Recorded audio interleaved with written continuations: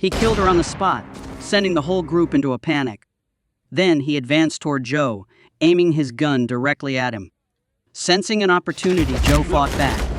At the beginning of the film, we are introduced to Joe and Laura, a married couple enjoying a vacation in the Polish countryside.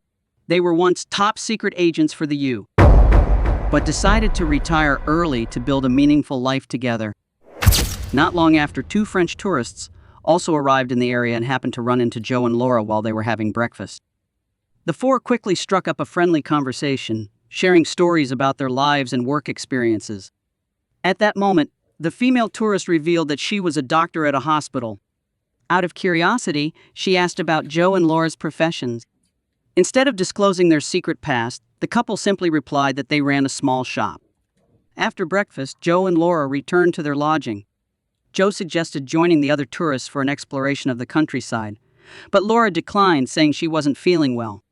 She encouraged Joe to go ahead on his own and reassured him that she would stay at the guest house and wait for his return. Although slightly hesitant, Joe agreed and set off with the group of tourists. Before leaving, he discreetly hid a gun on himself as a precaution. During the trip, a local guide led the group deep into the forest. Meanwhile, in the sky above, two CIA pilots were operating a reconnaissance aircraft, flying directly toward the area where Joe and the tourists were exploring. Suddenly, a gunshot rang out from behind, causing the plane to lose control and crash into the forest. Hearing the explosion, Joe immediately ran toward the source of the sound. Meanwhile, from the guest house, Laura saw thick black smoke rising from the forest. Worried about Joe, she quickly sent a message via satellite phone. Shortly after, Joe and the group of tourists arrived at the crash site. Without hesitation, Joe and the female doctor from breakfast rushed to check on the two pilots' conditions. However, both pilots had been shot in the head, clearly executed with intent. Joe and the female doctor quickly realized this was no ordinary accident. The plane had been shot down. With his experience as a former senior spy, Joe immediately recognized the pilots as CIA operatives. While searching their bodies, he found a hard drive in one of the agent's pockets and decided to take it. However, the female doctor immediately objected, insisting that the hard drive didn't belong to him and that he shouldn't take it. Joe insisted that the hard drive might contain crucial secrets they weren't yet aware of. Meanwhile, the plane's radio system was still operational, unintentionally transmitting their entire conversation back to CIA headquarters. Immediately, an agent reported the situation to his superiors, emphasizing the importance of the hard drive. It wasn't just a storage device, it held shocking evidence of wrongdoing by the CIA director himself. At that moment, the CIA director immediately demanded an exact report on the crash site's location. An agent quickly responded that it was deep in a remote forest in the Polish countryside. The scene shifts to Joe, who realizes the situation is becoming increasingly dangerous. He urgently urges the female doctor and the group of tourists to return to the guest house, as the area is no longer safe. However, before they can leave, a group of mercenaries suddenly appears. Leading them is Orland. He taunts the tour guide, hinting at their true purpose in the forest. The tour guide insisted that they were just tourists who had accidentally wandered into the crash site. Orland, however, remained unconvinced. He turned to the female doctor and asked where she was from. When she refused to answer, he ruthlessly executed her on the spot, leaving the group in shock. Orland then stepped toward Joe and directly asked if he had found the hard drive in the wreckage. Staying calm, Joe lied, claiming he knew nothing about it, while in reality, the hard drive was tightly hidden in the palm of his hand. Orland pointed his gun directly at Joe, trying to gauge whether he was lying. But Joe was no ordinary man. He remained calm and skillfully convinced Orland that he knew nothing about the hard drive. As Orland's men began searching the wreckage, Joe spotted an opportunity to strike back. Taking advantage of a brief moment of distraction, he successfully stole one of their vehicles and sped away, attempting to escape before the enemy could react. Unfortunately, the car ran out of gas and stalled in the middle of the road, leaving Joe in a dangerous situation. However, with quick reflexes, he immediately took down one of the mercenaries and stole his motorcycle, speeding away before the enemy could react. The story then shifts to Chester, an older but highly experienced man. Like Joe, Chester was once a secret agent, but unlike him, he was still serving the government. Upon receiving a call from the CIA director, Chester was assigned a critical mission: capture Joe at all costs. However, Chester boldly challenged the order, emphasizing that Joe had retired 5 years ago and questioning the true reason behind the mission. The CIA director didn't evade the question and instead revealed the truth: Joe had stolen an important agency hard drive, leaving them no choice but to hunt him down. The CIA director didn't stop there. He sweetened the deal with an enticing offer. If Chester successfully captured Joe and recovered the hard drive, he would receive double his usual salary. Chester accepted the mission, seeing it as a duty to his country, and immediately set out for Poland. Meanwhile, Orland, the mercenary leader, had lost track of Joe. However, he was convinced that Joe was still hiding somewhere in the dense forest. The failure enraged Orland. Standing in the middle of the forest, he shouted a warning: if Joe didn't surrender, he would lead his men to the resort and massacre all the tourists, including Joe's wife, Laura. Hiding nearby, Joe overheard the threat and immediately used his satellite phone to contact Laura, warning her of the impending danger. Upon receiving the alert, Laura wasted no time and sprang into action. With the instincts of a former top-secret agent, Laura immediately switched into combat mode, gathering weapons and preparing for the fight. She then quickly stepped into the next room of the guest house, instructing the tourists there to hide under the beds for safety. Just as she was securing the guests, 3 of Orland's men stormed into the guest house. However, before they could react, she struck with precision and lethal efficiency, eliminating the threat with incredible skill. At the same time, Chester, the CIA operative and secret agent, arrived at a secluded hotel in the countryside. He decided to test the potency of a poison he had personally developed by giving it to the driver who had brought him there. As the driver left the hotel, he suddenly collapsed and died from the poison's effects. Watching the scene unfold, Chester smirked with satisfaction, convinced that his creation had worked flawlessly. Meanwhile, Joe returned to the settlement, utterly exhausted. He sneaked into an abandoned shop to rest. Seizing the opportunity, Joe used a landline phone to contact the CIA director. During the call, he demanded to know what made the hard drive he had found so important that so many people were hunting for it. The CIA director insisted that the hard drive contained top-secret government data and ordered Joe to surrender it immediately. However, Joe paid no attention to the order. He had uncovered the truth: the hard drive contained evidence exposing corruption among CIA leaders and several high-ranking officers. Joe made his stance clear: he had no intention of returning it, no matter how valuable it was. He despised corrupt officials like the CIA director and had already decided to make the hard drive's contents public for the world to see. Joe's declaration sent the CIA director into a panic. He immediately traced the call to pinpoint Joe's location. Once he had the information, he contacted Chester, informing him of Joe's whereabouts and ordering him to retrieve the hard drive at any cost. Chester accepted the mission, fully prepared to assassinate Joe to accomplish his goal. Wasting no time, Chester rushed to the shop where Joe was hiding, ready to strike. Meanwhile, back home, Joe expressed remorse, apologizing to Laura for the trouble he had caused by stealing the hard drive from the CIA jet. Joe explained that he did it to expose the corruption of those in power, ensuring that no more corrupt politicians could harm the country in the future. Laura fully supported his decision. She reassured Joe that she could take care of herself and urged him to stay safe. Soon as the call ended, Joe received an unexpected visitor: Chester. They greeted each other calmly, like old acquaintances. After a moment, Chester got straight to the point, asking Joe if he was the one who took the hard drive from the wrecked CIA jet. Joe casually lied, claiming that Orland, the mercenary leader, was the one who had stolen it. However, Chester wasn't easily fooled. Keeping his composure, he advised Joe to hand over the hard drive to avoid any unnecessary conflict between them. To ease the tension, Chester poured 2 drinks and offered one to Joe. But Joe refused, sensing that something was off. Instead of continuing to argue about the hard drive, Joe steered the conversation toward Orland, wanting to know who he really was and why so many forces were desperate to obtain the drive. Chester didn't hold back, revealing that Orland was working for Russian intelligence, tasked with stealing the hard drive. If the Russians succeeded, they would have in their hands a weaponized cache of information powerful enough to destabilize the United States with ease. Joe responded by questioning whether Chester truly believed the drive contained critical intelligence or if it was simply evidence exposing the corruption of the CIA director and other high-ranking officers. However, Chester remained indifferent to the moral implications. He declared that he didn't care about the contents of the hard drive. To him, the only thing that mattered was completing his mission and collecting a hefty payment from the CIA for retrieving it.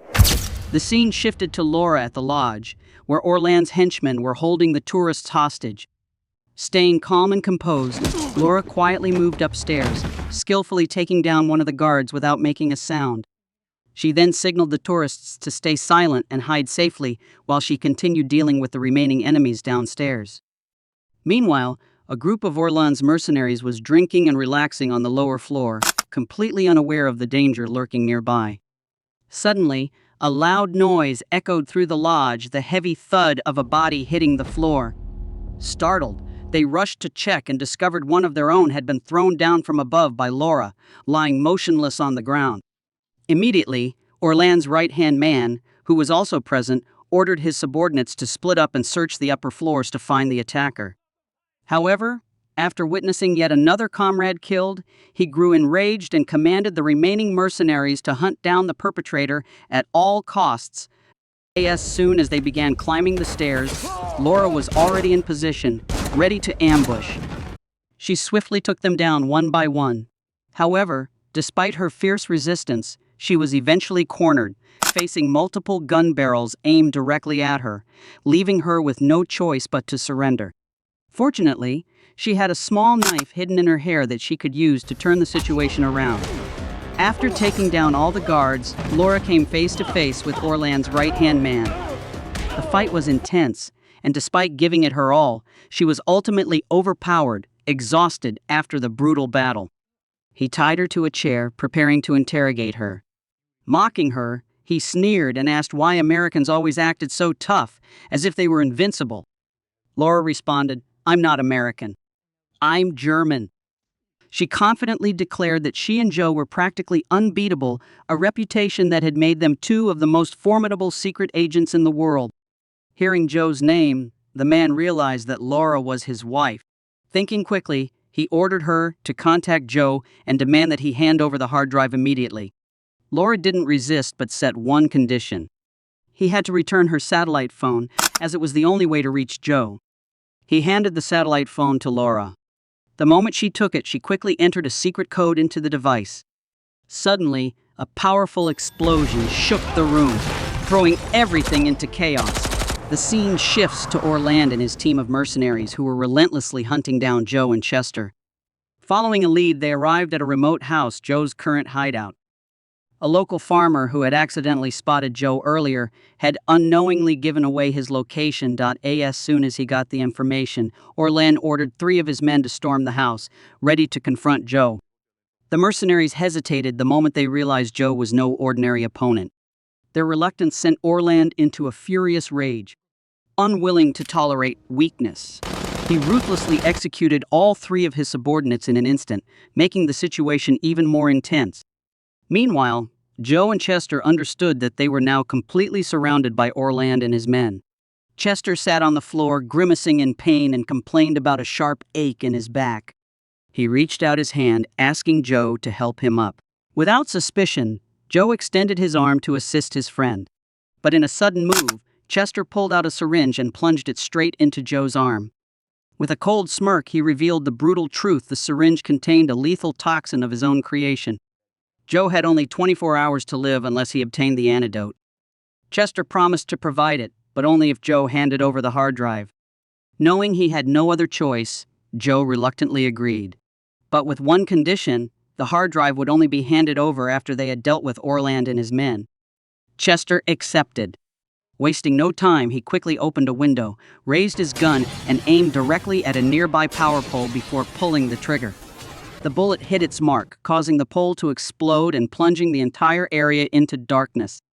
Down below, Orland and his men immediately sensed something was off. Without hesitation, they unleashed a relentless barrage of gunfire at the house, signaling the beginning of an all-out battle. Orland threw a smoke grenade, turning the house into a thick, suffocating haze. The air grew heavy, and his men started coughing uncontrollably. But Joe and Chester had anticipated this and were ready to counter. Amid the chaos, Chester pulled the pin on a grenade and hurled it toward the garage door. The deafening explosion blew the door off its hinges, creating an escape route. However, the blast also sent the hard drive flying from Joe's grasp. Seizing the opportunity, Chester lunged forward to snatch it. Before Joe could react, Chester struck him with a powerful blow, knocking him to the ground before making a swift escape, leaving Joe alone to face Orland's mercenaries. Outnumbered and growing weaker by the second, Joe had no choice but to keep fighting for a way out. However, as the struggle intensified, one of the mercenaries suddenly pulled the pin on a grenade and hurled it in Joe's direction. The explosion shook the entire house, its powerful shockwave sending Joe flying, worsening his already dire condition. As the dust and smoke lingered in the air, Orland slowly stepped forward, raising his gun and aiming it directly at Joe. He asked why Joe hadn't handed over the hard drive from the start to avoid all this violence. Joe responded with a question of his own. Why was the hard drive so important that Orland would go to such lengths to obtain it? Orland explained that the hard drive contained evidence of wrongdoing by the CIA director and other high-ranking. He insisted that it held secrets powerful enough to bring those in power to their knees. Without hesitation, he casually admitted that he was the one who shot down the CIA jet to steal it. Upon hearing this, Joe realized that Orland wasn't just a mercenary working for Russian intelligence. He was also pursuing the same goal, exposing corrupt U.S. officials. Joe apologized, then revealed the truth: the hard drive had been taken by Chester. He made a bold proposal. They should work together to track down Chester, who was most likely heading to the motel where Laura was in danger. Orland agreed. On the way, Joe called the CIA director directly, his voice firm as he declared his intent to expose the director's entire web of corruption. The CIA director responded with a smug tone, emphasizing that Chester had already secured the hard drive.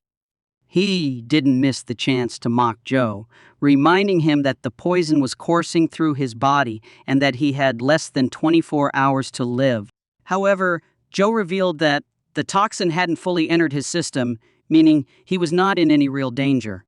The CIA director immediately ordered the deployment of armed drones, targeting Joe and Orland with the intent to wipe them out. Within moments, 2 drones appeared in the skies over the Polish countryside, scanning for their targets. It didn't take long for them to spot Joe driving alongside Orland. The drone operators opened fire. A relentless hail of bullets rained down, engulfing the vehicle in flames. Joe reacted in an instant, yanking the steering wheel and slamming the gas pedal to evade the deadly barrage. However, the drones remained relentless in their pursuit. The chase grew increasingly intense, with relentless waves of gunfire shaking the ground.